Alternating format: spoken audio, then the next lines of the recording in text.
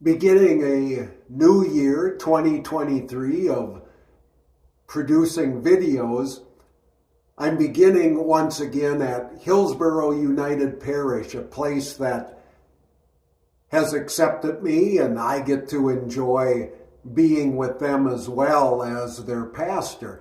It's a small congregation, but it's what I grew up in, and in many ways, it feels like family. Family being that place of kind of intimacy, the place where relationships are more important than the programmatic aspects, that we accept one another in all of our little quirks. So what I'm going to show you today on this video and bounce in between with is the kitchen. The kitchen, at least when I was growing up, was often the center of activity. It was the hub where now, possibly in homes, what's more important is entertainment areas or media, television, screens that help entertain us. Kitchens were the place, I think, when I grew up, where conversations were held, where there was the smell of good food, and a lot of creativity took place.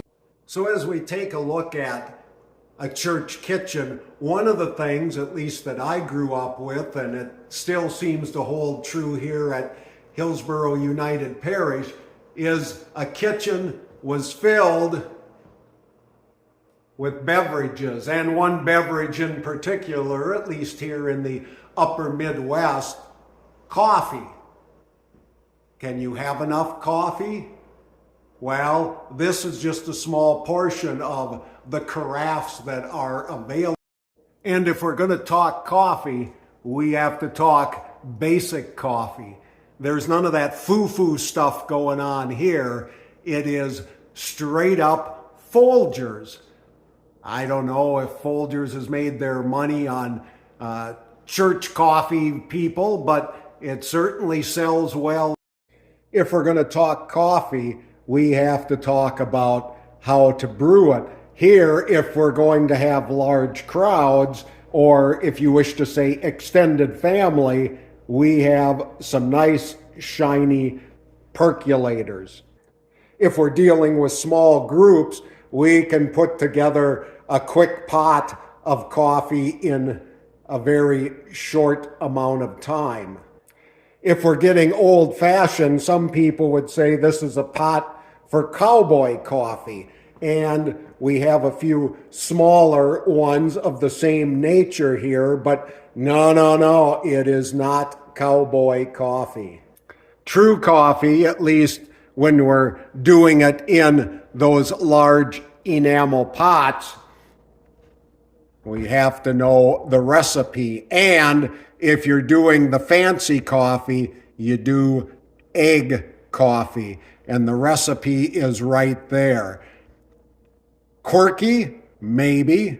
But it's part of family tradition. And family is what I believe helps make a spiritual place a place of comfort, a place of challenge, and a place people come back to. In contrast to the quietness and the carafes of church kitchens, we have kind of the lineup of everybody to grab a cup of coffee and to get on their way. I do this as well, but there is certainly something to be said for the ability to sit, to sip, to enjoy the company of other people.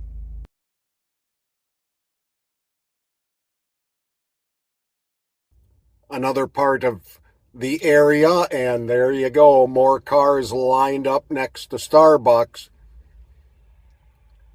And if you can see into these cars, it looks like they're pretty much all by themselves. Nobody's grabbing coffee to share with family.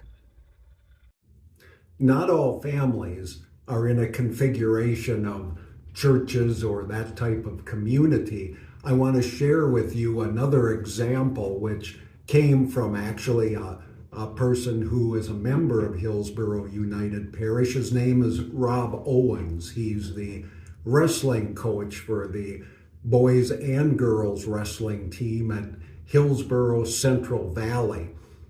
The story goes he was at a dual meet and a lot of younger wrestlers on his group, not a lot of seasoned people.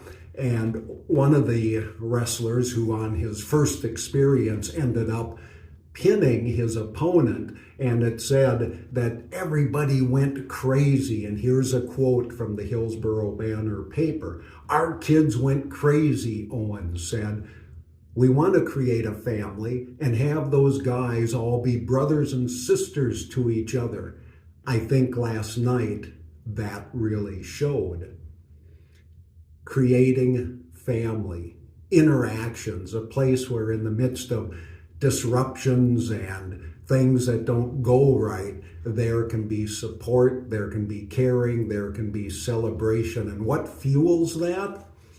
I believe what fuels it is more than coffee. It's the human interactions that take place. For myself, over the years, one of the things or one of the events that created family was in some of my ultra running days. And one of those was the Ghost Town 50K. This took place in Hillsborough, New Mexico. The race no longer exists. The couple that put it on, it was very low key. It was all family oriented. It was about the interactions and the challenge and the celebration no matter what happened. And this mug, which has the last date of that race, is very important to me. And maybe not only because I like coffee, but it reminds me of the fuel that makes family in all sorts of situations. And I still keep in contact with a number of those event organizers as well as participants in the event. So what's the takeaway from today? The takeaway is in a world that's filled with efficiencies and productivities and trying to get through quickly and efficiently and to get everything done, that I believe it's important to take time for interactions, to brew some coffee, to find the fuels of interaction and connectedness that create family. For that, I believe, is what is going to get us through the changes and the challenges of life. No, I'm not saying one's necessarily better than the other in some moralistic sense, but for myself, I want to go through life not by myself, not grabbing something from a drive-up window and hurrying on to the next thing, but sharing life with others. Again, thank you for watching.